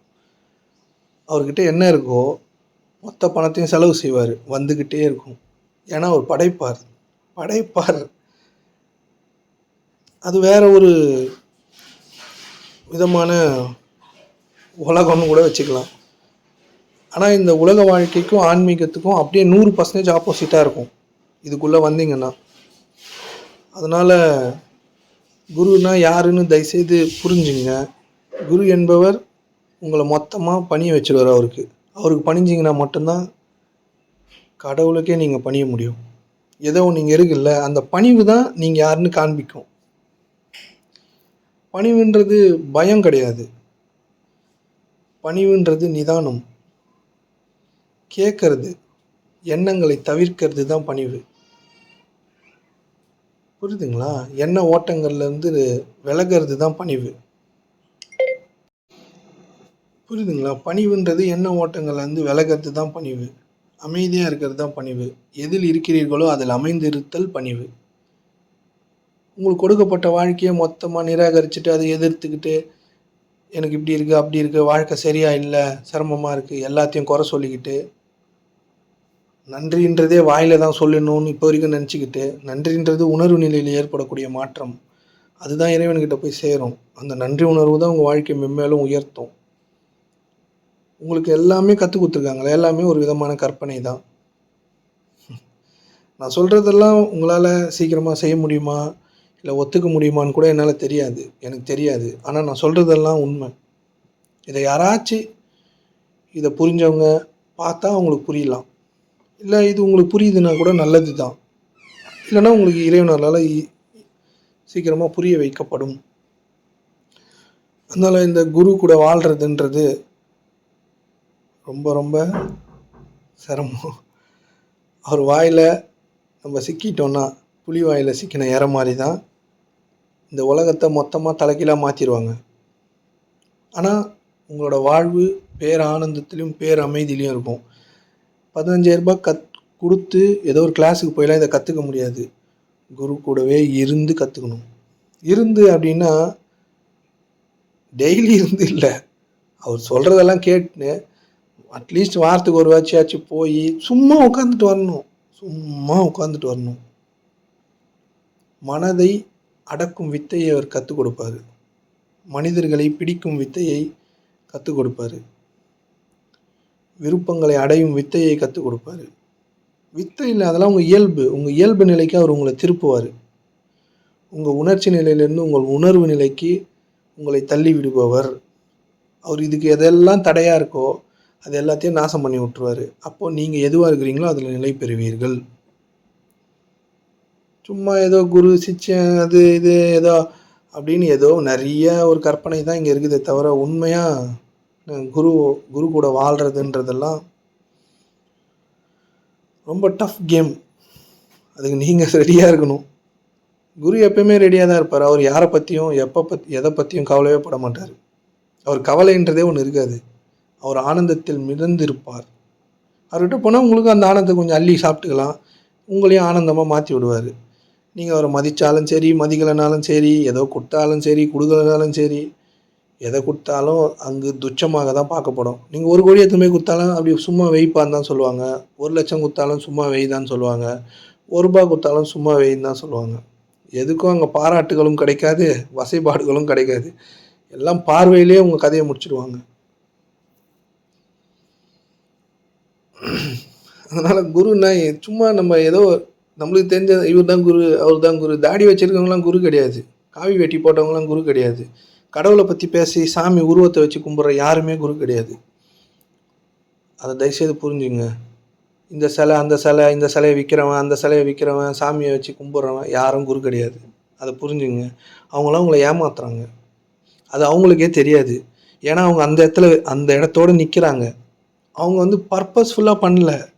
அவங்களுக்கே தெரியாதுன்றது தான் உண்மை. அவங்களுக்கு தெரிஞ்சதை அவங்க அப்படியே ஸ்பெக்குலேட் பண்ணுறாங்க, அவ்வளோதான். அதை உங்ககிட்ட விற்கிறாங்க லாப நோக்கத்துக்காக. புரியுதுங்களா? ஆனால் உண்மையான குரு கொடுத்தா வாங்கிப்பார், பிச்சை போட்டால் வாங்கிப்பார். அவ்வளோதானே வேலை அவருக்கு. நீங்கள் கொடுக்கறதுனால ஒன்றும் சொல்ல மாட்டார், சும்மா இருப்பார். புரியுதுங்களா? 15,000 ரூபாய் கிளாஸ் எடுக்க மாட்டார், படைப்பார். அவருடைய தேவைகளை இறைவனிடத்தில் பொறுப்பேற்படுத்துவார். அதே மாதிரி உங்களையும் மாற்றுவார். அதை நிகழ்றதை நீங்கள் பார்ப்பீங்க. அதிசயங்களை நீங்கள் பார்த்தா மட்டும்தான் நீங்கள் நம்புவீங்களே.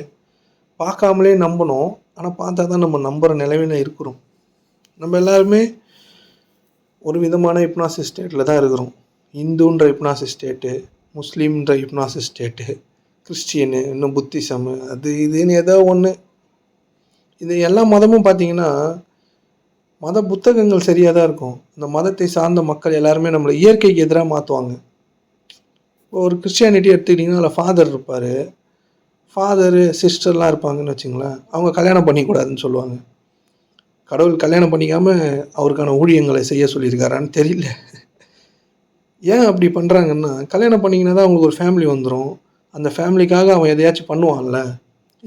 இந்த மதத்தை கட்டி காப்பாற்ற முடியாது. அவனுக்கு ஃபேமிலிக்காக அவன் அந்த செயலை செய்யும் போது நிறைய அவன் சேர்த்து வைக்க வேண்டியது வரும், சுரண்ட வேண்டியது வரும். அதனால் இந்த சிஸ்டம் கரெக்டாக இயங்காது. அதனால தான் ஆன்மீகவாதிகளை திருமணம் செய்யக்கூடாதுன்னு சொல்கிறாங்க.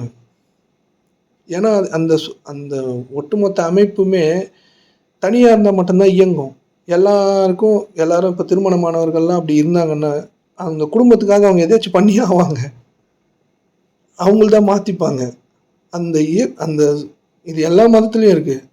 அந்த ஓட்டம் சரியாக இயங்காது. புரியுதுங்களா? அதனால் நீங்கள் குருன்னு கூப்பிட்றவர்லாம் குரு இல்லை, உங்களை பணிய வைக்கிறவர் தான் குரு. அது அவர் பணிய வைக்கலாம் மாட்டார். நீங்கள் தயாராக இருந்தால் அதுக்கு அவர் தயாராவார். புரியுதுங்களா? அவர்கிட்ட கருணை இருக்கும், அன்பு இருக்கும், பொறுமை இருக்கும். இப்போ உங்களுக்கு அன்பு, பொறுமை, நிதானம், சமாதானம் இதெல்லாம் சொல்கிறாங்கல்ல, இதெல்லாம் நீங்கள் அனுபவிச்சிருக்கவே மாட்டீங்க. சும்மா நம்மளாவே ஒரு இமேஜினேஷனில் நான் அமைதியாக இருக்கேன் அப்படின்னு நீங்கள் நினைப்பீங்க. அந்த அமைதியெல்லாம் மனம் கடந்த பிறகு ஒரு அமைதி இருக்குது. அதுதான் உண்மையான அமைதி. அதெல்லாம் நீங்கள் அங்கே பார்க்கலாம் அவர்கிட்ட. பொறுமைனா என்னன்னு தெரிஞ்சு நீங்கள் பார்க்க முடியும். அங்கே பார்த்து இதுதான் பொறுமைன்னு சொல்ல முடியாது, உணர முடியும். இதுதான் பொறுமைன்னு உங்களுக்கு புரிஞ்சிடும். பொறுமைனா என்னன்னு இப்போ வரைக்கும் பொறுமைன்னு என்னன்னு வார்த்தைகளால் விளக்க முடியாது. அன்புன்னு என்னன்னு வார்த்தைகளால் விளக்க முடியாது. சமாதானம் என்னன்னு வார்த்தைகளால் விளக்க முடியாது. பேரன்பு என்னன்னு வார்த்தைகளால் விளக்க முடியாது. அது எல்லாம் உணர்வு. அவர்கிட்ட அது இருக்கும். அதை நீங்கள் பார்க்க முடியும், அதை உணர்ந்துக்க முடியும், அதை வாங்கிக்க முடியும். அது உங்கள் வாழ்க்கையாக மாறும். அதனால தான் அவர்கிட்ட போய் சும்மா உட்காந்துக்கணும்னு சொல்கிறேன். உட்காந்துக்கிட்டிங்கன்னா நீங்களும் அது மாதிரியே ஆவீங்க. நீங்கள் அவர் கூட இருந்தீங்கன்னா அவர் எதுவும் பண்ணலாம் மாட்டார். மாயம் மந்திரம் எல்லாமே அவருக்கு தெரியும். எல்லாமே தெரியும். ஆனால் எதையும் பயன்படுத்த மாட்டார். அவரு தான் உண்மையான குரு. சாதாரணமாக இருப்பார். எதனாலையும் அலங்காரப்படுத்தப்படாமல் சாதாரண படைப்பாக இருப்பார். ஆனால் அவரை ஒன்றுமே பண்ண முடியாது. எதனாலும் அவர் பாதிக்கப்படாதவர். பகவத்கீதையில் ஒரு வசனம் இருக்குது.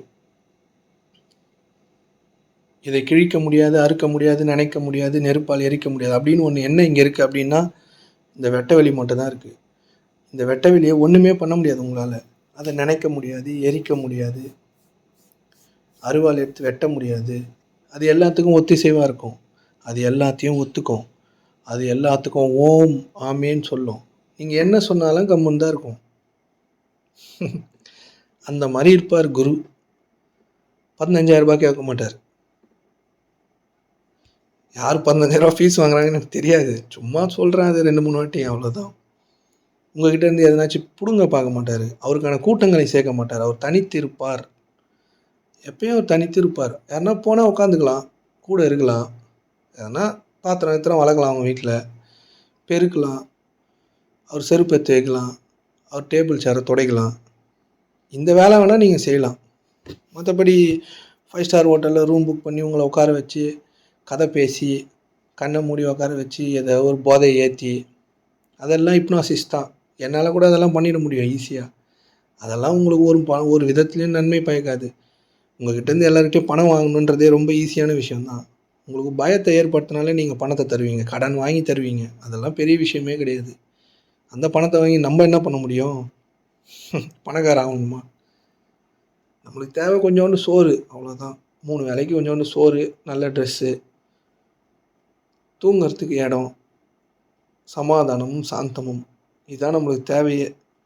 இதுக்கு தான் இவ்வளோ பெரிய ஓட்டம் ஓடி அதை கண்டுபிடிக்க முடியாமல் திரிஞ்சுன்னு இருக்குது இந்த மனித இனம். புரியுதுங்களா? தனித்திருப்பவர் குரு. அவர் கூட வேணால் போய் சும்மா ஜாயிண்ட் வச்சுன்னு உட்காந்துக்கலாம். நீங்கள் இந்த வேலைலாம் அவருக்கு செய்யலாம். 15,000 ரூபாய் கொடுத்தா வாங்கிப்பார், கொடுக்கலாம், போகலாம், சாப்பாடு போடுவார், சாப்பிட்டு வந்துடலாம். நம்ம வீட்லேயே நம்ம பாத்திரம் வளர்க்க மாட்டோம். குரு வீட்டில் போய் வளர்க்குவோமா? வளர்க்கணும். அதெல்லாம் பண்ணி பார்த்தா தெரியும். நான் என் குருவை எப்படி கண்டடைந்தேனோ, நான் என் குருக்கிட்ட என்னெல்லாம் பார்த்தனோ அதை தான் உங்ககிட்ட சொல்கிறேன். நான் ஏதோ இதை உங்களுக்கு எந்த கற்பனையோ எந்த ஒரு விதமான எக்ஸைட்மெண்ட்டையோ நான் என் வீடியோவில் இருக்காது. ஏன்னா எந்த மாயையிலையும் நான் உங்கள் புகத்தை விரும்பலை. உங்களுக்கு எதையும் புதுசாக தரையே விரும்பலை. நான் எந்த நம்பிக்கையோ எதையுமே நான் தர விரும்பலை. அந்த மாதிரி எதுவுமே இல்லை. குரு எப்படி இருப்பாங்கன்னு நான் எக்ஸ்பீரியன்ஸ் பண்ணதை தான் உங்களுக்கு சொல்லின்னு இருக்கேன். அவங்களுக்கு போய் பணிவிடை செய்தே ஆகணும். புரியுதுங்களா? அவங்களோட அசைவுகள் அவங்கள கவனித்தாலே போதும், உங்கள் வாழ்க்கை மாறும். அவங்க என்னெல்லாம் பேசுகிறாங்க, என்ன செய்கிறாங்க, எந்த மாதிரி நடந்துக்கிறாங்க, அவங்க எப்படி வேணாலும் நடந்துப்பாங்க. தப்பாக கூட இந்த உலகத்துக்கு தப்பாக கூட தெரியலாம் அது, ஆனால் அது தப்பு கிடையாது. இந்த உலகத்தில் பார்ப்பாங்கள்ல சாதாரண மனிதர்கள், அவங்க பார்வையில் அவர் செய்கிறது தப்பாக கூட தெரியலாம், ஆனால் அது தப்பேவே இருக்காது. புரியுதுங்களா? இது ஒரு விதமான வேறொரு பார்வை இதுக்கு வேணும். அதுக்கு நீங்கள் அட்லீஸ்ட் கொஞ்சமாச்சு உங்களை கவனித்து பார்த்து உங்களோட எண்ணங்களோட தன்மையை புரிஞ்சுக்கிட்டு நீங்கள் யாருன்னு கொஞ்சம் கொஞ்சமாக ரியலைஸ் பண்ண ஆரம்பிச்சிங்கன்னா தான் உங்களுக்கு உண்மையாக குருலாம் யாருன்னே புரியும். அது வரைக்கும் கலர் ட்ரெஸ் போட்டவங்க தான், தாடி வச்சவங்க தான், தலப்பா கட்டினவங்க தான், இன்னும் யாரெல்லாம் இருக்கிறாங்களோ அவங்களாம் தான். நீங்கள் வச்சு கும்பிட்ற எந்த ஒரு உருவமும் உண்மை அல்ல. இது உங்கள் நெஞ்சில் பாயலாம், வலிக்கலாம், இதை ஏற்றுக்காத மாதிரி கூட இருக்கலாம், உங்கள் விருப்பம். ஆனால் நான் சொல்கிறது உண்மை. நீங்கள் ஏற்றுக்குனா ஏற்றுங்க. எந்த சித்தரும் எந்த ஞானியும் யாரும் நீங்கள் அவங்களெல்லாம் வழிபடுறதுனால ஒரு யூஸும் கிடையாது. ஏன்னா அவங்கள படைச்சதில் ஒன்று கடவுள் தான் அவங்க வழியாக வந்தாருன்னா நீங்களும் அந்த மாதிரி தானே வந்திருக்கிறீங்க. அப்போது நான் என்னவா இருப்பேன்? அப்போது அப்படி சிந்திங்க. நீங்கள் ஒருத்தரை அதாவது ஒருத்தரை ஞானியோ இல்லை ஏதோ ஒரு யாரோ இருக்காங்களா பெரிய பெரிய ஞானிகள், எல்லாரையும் நீங்கள் இவர் ஞானி, அவர் ஞானி, ரமணர் ஞானி, வள்ளலார் ஞானி, அவர் ஞானி, யோகிராம் சூரத் ஞானி, பரமஹம்ச யோகானந்தர் ஞானி. ஞானி அவங்க, அவ்வளோதான். நீங்கள் என்ன? அவங்க என்ன சொன்னாங்க அதெல்லாம் செய்ய மாட்டீங்க. நீங்கள் என்னென்னு நீங்கள் உங்களுக்குள்ளே போங்க. நீங்களும் ஞானி தான். ஞானினா ஒன்றும் இல்லை, தெளிவு பெற்றவர், அவ்வளோதான். அவரை பற்றி புரிந்து கொண்டவர். மனித படைப்பு எல்லாத்தையும் கண்டுபிடிச்சிச்சு. எல்லாத்தையும் கண்டுபிடிக்குது ஈஸியாக, எல்லாத்தையும் கண்டுபிடிச்சினே இருக்குது. ஆனால் அவனை மட்டும் அது கண்டுபிடிக்கவே இல்லை இப்போ வரைக்கும். இன்வென்ஷன்ஸ் பண்ணினே இருக்குது, பயன்பாடுகள் வந்துக்கிட்டே இருக்குது, பயன்படுத்திக்கிட்டே இருக்கும். ஆனால் அவன் யாருன்னு அவனுக்கு தெரியாது. அது தெரிஞ்சிச்சுன்னா இதெல்லாம் ஈஸியாகவே பண்ணிடலாம். இவ்வளோலாம் மெனக்கெட்டு பண்ணணும்னு அவசியம் இல்லை. உள்ளுக்குள்ளே எல்லாத்துக்கான ஃபார்முலாவும் இருக்குது. உங்களுக்குள்ளே உங்கள் உணர்வு நிலையில் இங்கே நிறைய விஷயங்கள் நிகழுதில்ல, இது எல்லாத்துக்குமான விஷயங்களுக்கான ஃபார்முலா உள்ளேயே இருக்குது. இதை தான் சித்தர்கள் முன்னாடியே கண்டுபிடிச்சிட்டு எழுதிட்டு போயிட்டாங்க. அவங்க போய் சந்திரகிரகணத்துக்கெலாம் போகல. இங்கே உங்களுக்குள்ளேயே இருக்காது, ஆனால் அது உங்களுக்கு தெரியாது. ஏன்னா நீங்கள் எண்ணம் என்ற மேகமூட்டத்தால் மறைக்கப்பட்டே இருக்கிறீர்கள். அந்த எண்ணங்கள் தான் உங்களுக்கு வெளிச்சம்ன்றதை ஒன்று காமிக்கவே மாட்டுது, தெளிவுன்றதை காண்பிக்கவே மாட்டுது. அதை காண்பிப்பவர் தான் குரு. அது நெடுநாள் பயணம். நீங்கள் குரு கூட பயணிக்கிறதுன்றது நெடுநாள் பயணம். அவர் கூடவே இருந்து இருந்து இருந்து வாழ்க்கை மாறாத மாதிரி கூட தெரியல, ஆனால் அவர் மாற்றிடுவார். ரொம்ப சிரமமான பயணம் தான் அது. இவங்கெல்லாம் என்ன பண்ணுறாங்க, யூடியூப்பில் இருக்க குருக்கள்லாம் உங்களோட ஈகோக்கு தீனி போட்டு கொஞ்சம் சந்தோஷப்படுத்தி 15,000 ரூபாய்க்கு என்னெல்லாம் பண்ண முடியுமோ அதெல்லாம் பண்ணி, ஏதோ ஒன்று இதை பண்ணுப்பா, மூச்சை இழி இறக்கு, இதை பண்ணு, கடவுள் உங்களுக்கு முன்னாடி வந்துடுவார், நீ ஞானம் அடைஞ்சிருவார். ஞானம் அடைஞ்சு என்ன பண்ண போகிறீங்க? சாதாரணமாக இருக்கிறது தான் ஞானம். சாதாரணமாக வாழுங்க. உங்கள் வீட்டில் இருக்கிறவங்க கூட சாதாரணமாக இருக்க முடியுமான்னு பாருங்கள். எல்லாரையும் ஒத்துக்க முடியுமான்னு பாருங்கள். யார் மாதிரியும் குற்றக்குறை சொல்லாமல் எல்லாரையும் அக்செப்ட் பண்ண முடியுமான்னு பாருங்கள். உங்கள் வீட்டில் இருக்கிறவங்க கூடயே உங்களால் சமாதானமாக இருக்க முடியல, கடவுளை தேடி வந்திருக்கிறீங்க, அது எப்படின்னு நீங்கள் தான் சொல்லணும். உங்கள் வீட்டில் இருக்கிறவங்க கூட சமாதானமாக இருக்க முடியுதான்னு பாருங்கள். எல்லாரையும் ஒத்துக்க முடியுதா? உங்கள் வீட்டில் இருக்கிறவங்க கூட பேசி சிரிக்க முடியுதான்னு பாருங்கள். அவங்க பேசுகிறத உங்களால் கேட்க முடியுதான்னு பாருங்கள். வீட்டில் இருக்கிறவங்க கூட 1008 சண்டை, வம்பு, வழக்கு, வேதனை. கடவுள் கிடைப்பாரா என்ன உங்களுக்கு? கடவுள் இல்லை, உங்களுக்கு கிடைக்கணும், நீங்கள் உங்களுக்கு கிடைக்கணும். அதுக்கு உங்கள் கூட ரொம்ப நெருங்கி இருக்கிற சொந்தங்கள்கிட்டே உங்களால் சமாதானத்தை பாதுகாத்துக்க முடியல, அப்புறம் என்ன உங்களுக்கு இந்த பிரபஞ்சம் வழங்க போகுதுன்னு நீங்களே பார்த்துக்குங்க. உங்கள் மனநிலைக்கான கூலி தான் இந்த பிரபஞ்சம் உங்களுக்கு வழங்கிக்கிட்டே இருக்கும். அதை மட்டும் தெரிஞ்சுங்க. உங்கள் மனநிலை என்னவா இருக்கிறதோ அதற்கான வாழ்க்கையை நீங்கள் பெற்றே தீருவீர்கள் என்று நான் உங்களுக்கு சொல்கிறேன். நீங்கள் வெறுப்பாக இருந்தீங்கன்னா வெறுப்பான வாழ்க்கையை அது உங்களுக்கு தந்தே தீரும். ஏன்னா நீங்கள் உங்கள் உணர்வு நிலையில் எதை பதிக்கிறீர்களோ அது உங்கள் வாழ்வு. அதை யாராலையும் மாற்ற முடியாது, கடவுளால் கூட மாற்ற முடியாது. ஏன்னா அதை ஒன்ஸ் நீங்கள் உணர்வு நிலையில் பதிச்சிட்டிங்கன்னா அது உங்களுக்காக கிராண்டட். நீங்கள் அது பெரிய வாழ்க்கையாக கூட இருக்கலாம், சிறிய வாழ்க்கையாக கூட இருக்கலாம். நீங்கள் நல்லா இருக்கிற வாழ்க்கையை கூட அதில் பதிக்க முடியும். இது எல்லாத்துக்குமான வழியை காண்பிப்பவர் தான் குரு. குரு என்பவர் வெளிச்சமாக இருப்பவர், தெளிவாக இருப்பவர், உங்களை தெளிவுக்கு கூட்டி கொண்டு செல்பவர், தெளிவுக்கு எதெல்லாம் தடையோ அதெல்லாம் அழிப்பவர். தெளிவு அவர் தர்றதில்லை, அது உங்களுக்குள்ளேயே இருக்குது. நீங்கள் தான் அதை தெளிவில்லாத தன்மையை வச்சு மூடி வச்சுன்னு இருக்கிறீங்க. உங்களை தெளிவாக பார்க்க வைக்கிறவர் குரு. உங்களுக்கு கண்கள் 2 இருக்குல்ல, மனக்கண்ணை திறந்து வைப்பவர் குரு. புரியுதுங்களா? மனதுக்கும் ஒரு கண் இருக்குது, அதான் 3வது கண். நீங்கள் இப்போ கண்ணை மூடினா உங்கள் உள்ளுக்குள்ளே ஒரு கண் இருக்குது இல்லை, 3வது கண். அது 2 கண் இல்லை, ஒரே கண் தான். அதுக்கு அந்த கண்ணை திறந்து வைப்பார், அதை ஒழுங்காக பார்க்க வைப்பார், அதுக்கு தெளிவு கொடுப்பார். இது எல்லாமே ஒரு மௌனத்திலே செய்வார். உங்களை தொடக்கூட மாட்டார். எல்லாமே உங்களுடைய உணர்வு நிலையில் மாற்றத்தை ஏற்படுத்துவார், சாதாரண பார்வையின் மூலம். புரியுதுங்களா? அதனால் இந்த ஆன்மீகத்தெல்லாம் விளையாட்டாக நினச்சிக்கிட்டு கொஞ்ச நாள் பயணிச்சுட்டு அப்புறம் இதுவும் வேஸ்ட்டு நீங்கள் நினைக்கிறதுனால ஒரு பிரயோஜனமும் கிடையாது. இது வேற ஒன்று. குரு கூட பயணிக்கிறதுன்றது சிங்கத்து குகையிலே இருக்கிற மாதிரி. அது எவ்வளோ டேஞ்சரோ அந்த அந்த அளவுக்கு டேஞ்சர். அதுக்கு தயாராக இருக்கிறவங்க தான் பயணிக்கணும். டேஞ்சர்னால் ஒன்றும் இல்லை, உங்களோட ஈகோ மொத்தம் நாசமாகி ஒன்றும் இல்லாமல் துண்டு துண்டாக கிடக்கும். வாழ்க்கை நல்லா ஆகிடும். இப்போ நீங்கள் நல்லா இருக்கிறதா நினச்சின்னு இருக்கிற வாழ்க்கைலாம் நல்ல வாழ்க்கை இல்லை. இதெல்லாம் நான் எப்படி சொல்கிறேன்னா, நானும் இந்த மாதிரிலாம் தான் நினச்சின்னு இருப்பேன். அதுக்கு சொல்கிறேன். நல்ல வாழ்க்கைன்றது வேறு ஒன்று. அது நல்ல வாழ்க்கைக்கு போனால் மட்டும் தான் தெரியும். இப்போ நான் சொன்னால் அதுவும் ஒரு கற்பனை தான் உங்களுக்கு.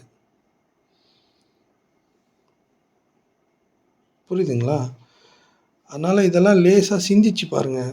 நான் சொன்னது நிறைய உங்களுக்கு புரிஞ்சிருக்கலாம், புரியாமல் இருக்கலாம். இல்லை என்னுடைய பேச்சுக்கள் பைத்தியக்காரத்தனமாக கூட இருக்கலாம். பைத்தியக்காரத்தனமாக இருந்துச்சுன்னா நான் சரியாக பேசியிருக்கேன்னு அர்த்தம். ஏன்னா இது எல்லாராலையும் ஒத்துக்க முடியாது. அறிவு சார்ந்த மக்களால் இது ஏற்றுக்க முடியாது. அதனால் என்னுடைய பேச்சுக்கள் பைத்தியக்காரத்தனமாக இருந்துச்சுன்னா நான் சரியாக பேசியிருக்கேன்னு அர்த்தம். கொஞ்சம் கொஞ்சம் புரிஞ்சிச்சுன்னா நீங்கள் ஓரளவுக்கு புரிஞ்சுக்கிறீங்க, உங்களை பற்றி உங்களுக்கு தெரியுதுன்னு அர்த்தம். ஒன்றுமே புரியலன்னா தயவுசெய்து உங்களை கவனிங்க. நீங்கள் எந்த மாதிரி இயங்குறீங்கன்னு பாருங்கள். உங்கள்கிட்ட இருக்க எந்த கஷ்டமோ, உங்கள் வாழ்க்கையில் இருக்க எந்த துன்பமோ உண்மை கிடையாது. அதை மட்டும் புரிஞ்சுங்க. நீங்கள் வச்சுட்டு இருக்க சந்தோஷமும் உண்மை கிடையாது. அதையும் புரிஞ்சுங்க. சாதாரணமாக இருங்க. ரெண்டுமே உண்மை இல்லை. அப்போ என்ன பண்ணுவீங்க? சாதாரணமாக இருப்பீங்கள்ல, இருங்க. சொல்றது புரியுதுங்களா? உங்கள் வாழ்க்கை ரொம்ப கஷ்டமாக இருக்குதுன்னா அந்த கஷ்டத்தை நீங்கள் கஷ்டத்தெல்லாம் சரி பண்ண வேண்டாம். நீங்கள் எதுவுமே பண்ண வேண்டாம். சும்மா இருங்கள், சரியாகிவிடும். இது பிரபஞ்சத்தோட மாபெரும் ரகசியம். சும்மா இருந்தால் நான் சரி பண்ணிவிடுவேன்னு அவன் சொல்லுவான். நீங்கள் சும்மாவாக இருக்கிறோம் நம்மலாம். நம்மளோட எண்ண ஓட்டங்களில் ஒரு பிரச்சனையை சரி செய்யறதுக்கு என்னெல்லாம் பண்ண முடியுமோ அதெல்லாம் செய்து அதை நாசமாக்கி விடுவோம். சும்மா இருங்க. உங்களுக்கு எவ்வளோ கடன் வேணாலும் இருக்கட்டும், கஷ்டமாக வேணாலும் இருக்கட்டும், சோறு அவன் கொடுத்துருவான். யாருன்னா உங்களுக்கு சோறு போட்டே தீருவாங்க. அதை பற்றி பயப்படாதீங்க. சும்மா இருங்க. நீங்கள் நிறைய பணம் வச்சுருந்தீங்கன்னா அதுவும் உண்மை இல்லை. உங்கள்கிட்ட பணமே இல்லைன்னு ஒன்று இருந்தாலும் அதுவும் உண்மை இல்லை. உண்மைன்றது வேறு ஒன்று. அதன் அடிப்படையில் இயங்காதீங்க. நீங்கள் முதல்ல ஒன்றுமே இல்லாதவங்க தாழ்வு மனப்பான்மையில் இருக்கிறதுலேருந்து தயவுசெய்து வெளியே வாங்க. இன்றைக்கி ஒரு நாள் கொடுக்கப்பட்டிருக்கிறது. இன்றைக்கி ஒழுங்காக வாழுங்க. அதான் உங்கள் வேலை. இன்றைக்கி சோறுக்கு நிச்சயமாக இருக்குல்ல, சோறு சாப்பிடுங்க, சாதாரணமாக இருங்க, என்ன வேலை செய்யணுமோ செய்யுங்க. நாளை பற்றியான கவலைகளை விட்டு விடுங்கள். நீங்கள் இன்றைக்கி என்ன இருக்கோ அது மட்டும்தான் உங்களோட வாழ்க்கை. நாளைக்கு நம்ம இருப்போமானே தெரியாது. ஏன்னா அந்த மாதிரி அன்சர்டனிட்டி லைஃப் தான் நம்மக்கிட்ட இருக்குது. ஆனால் நம்ம சும்மாடி நடிக்கிறோம். ஏதோ நம்ம பெரிய இந்த பிரபஞ்சத்துக்கு பெரிய பங்களிப்பு அளிக்கிற மாதிரி. அதனால் மனதின் ஒட்டு மொத்தத்தையும் அறிந்தவர் குரு. மனதின் மாயைகளை அறிந்தவர் குரு. மனதின் மாயைகளை ஆள்பவர் குரு. உங்களுடைய மனதையும் ஆள்பவர் குரு. அதனால் இதெல்லாம் யோசிச்சு பாருங்கள். எந்த கிளாஸுக்கெல்லாம் போகாதீங்க. சும்மா இருங்க. எதையும் பார்க்காதீங்க. ஆன்மீகத்தை பற்றியோ செய்திகளெல்லாம் கலெக்ட் பண்ணாதீங்க. அதெல்லாம் உங்களுக்கு எந்த விதத்துலையும் பயன்படாது. இந்த சித்தர் அப்படி சொன்னார், அவர் அப்படி சொன்னார், இவர் இப்படி சொன்னார், சீரக தண்ணி குடித்தா இப்படி ஆகிடும், அந்த தண்ணி குடித்தா இப்படி ஆகிடும், இது பண்ணாத என்ன அதெல்லாம் பண்ணியிருக்கீங்களா நீங்கள்? சும்மா கேட்டு வச்சுக்கின்னு அதை அப்படியே சேவ் பண்ணி வச்சுக்கிறதுனால எதனா யூஸ் இருக்கா? கூடு விட்டு கூடு பாயலாம். இப்போ உங்கள் கூட்லேயே ஒழுங்காக இல்லை, இன்னொரு கூடுக்கு போய் என்ன பண்ண போகிறீங்க? இருக்கிற கூட்டிலே நீங்கள் ஒழுங்காக வாழ்ந்துட்டீங்களா? உங்கள் மனைவி உங்களை பார்த்தா சந்தோஷப்படுறாங்களா? அப்பா வீட்டுக்கு வந்துட்டாரா, கணவன் வீட்டுக்கு வந்துட்டாரா அப்படின்னு துள்ளி குதிச்சுன்னு வராங்களா? நீங்கள் சாப்பிட்ட தட்டிலையா சாப்பிட்றாங்க உங்கள் மனைவி? இல்லை நீங்கள் தான் உங்கள் குழந்தைக்கு மனைவிக்கெலாம் ஊட்டி விட்டுட்டு அப்புறமா சாப்பிட்றீங்களா? இருக்கிற வீட்டையே ஒழுங்காக வச்சுக்க முடியல நம்மளால். அப்படி தானே இருக்குது வாழ்க்கை. இன்னொரு கூடு விட்டு கூடு பாயறது, தியானம் பண்ணுறது, கடவுளை தெரிஞ்சுக்கிறது. உங்களை தெரிஞ்சுங்க முதல்ல. உங்களை தெரிந்து கொண்டால் கடவுளை அறிந்து கொள்ளலாம். கடவுள்னு தனியாக போய் தெரிஞ்சுக்கலாம் முடியாது. உங்களை தெரிஞ்சுக்கினா மட்டும்தான் அதை தெரிஞ்சிக்க முடியும். இருக்கிறவங்க கூட சந்தோஷமாக வாழ்கிறதுக்கே நம்மளால் முடியல. இதில் என்னவோ இதெல்லாம் உங்களுக்கு நேர்த்தியாக மாற்றி தருபவர் குரு. உங்களை பெருசாக பெரிய கான்செப்டெல்லாம் எடுத்துன்னு போக மாட்டார். சாதாரணமாக ஒய்ஃப் கூட ஒழுங்காக வாழுன்னுவார். அங்கே உங்கள் ஈகோவை நாசம் பண்ணுவார். சும்மா உங்கள் ஒய்ஃபுக்கு அடிபணிஞ்சு வீட்டு வேலைலாம் பெருக்குன்னுவார். பாத்திரம் வளர்க்கு, துணி தோய், பாத்ரூமை கழுவு, ஒற்றடி, இந்த வேலைலாம் செய்ய சொல்லுவார். செய்யணும். செஞ்சிங்கன்னா தெரியும் வாழ்க்கை எப்படி மாறும்னு. சும்மா ஏதோ நம்ம சம்பாரிச்சிக்கிட்டு வீட்டில் போய் அதிகாரம் பண்ணிக்கிட்டு, அதுவும் வீட்டுக்குள்ளே அந்த 4 செவத்துக்குள்ளே அதிகாரம் பண்ணிக்கிட்டு நம்மளோட இளைச்சவங்க கிடச்சா வச்சு செய்வோம்ல, அந்த மாதிரி தான் நம்ம. அந்த மாதிரி இருக்கிறவங்களாம் ஈனப்பிறவிகள் தான்.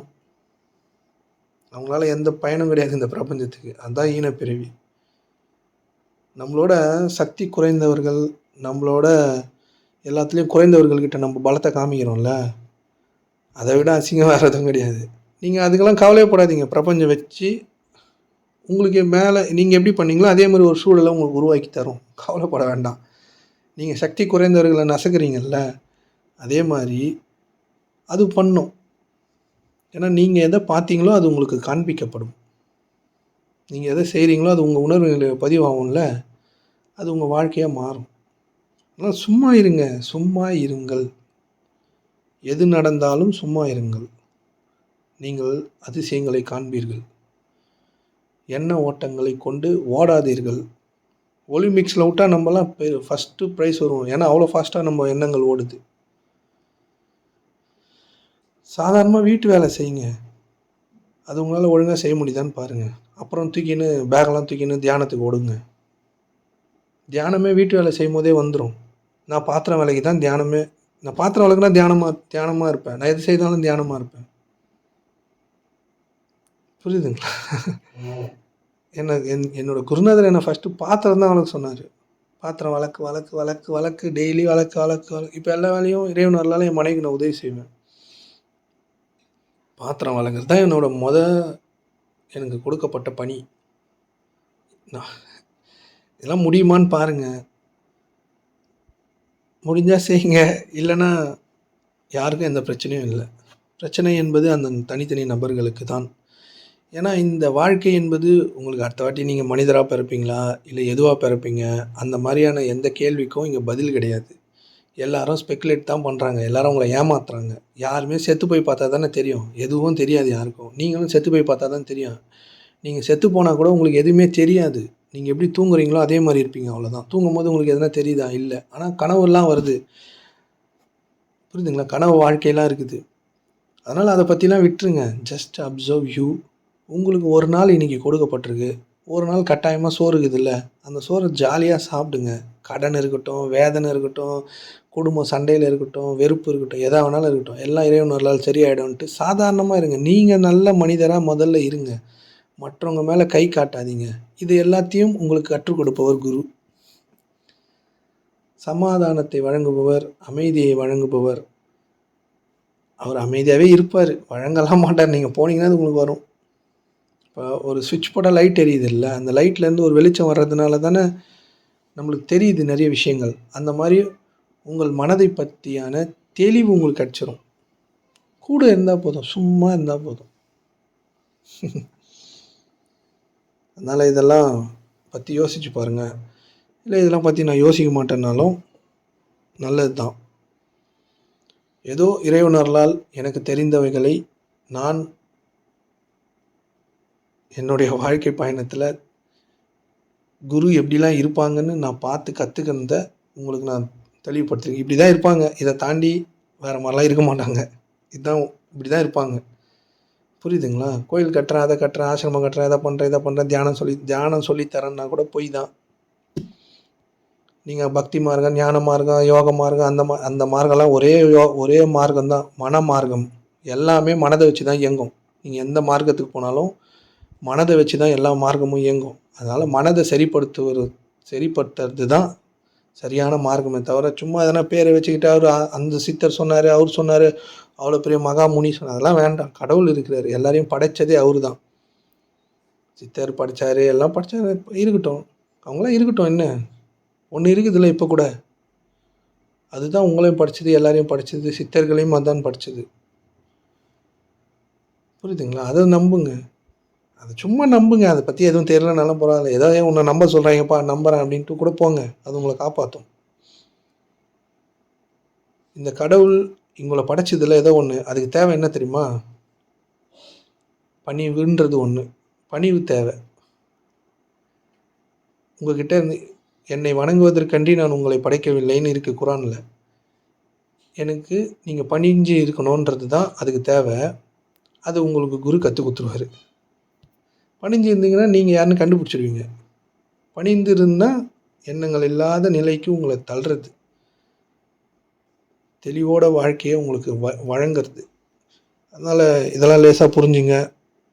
நம்ம நாளைக்கு பெண்மையை பற்றியும் இன்னொரு கேள்வி இருக்குது, அதை பற்றியும் நம்ம பேசுவோம். நல்லது. இறைவன் போதுமானவன்.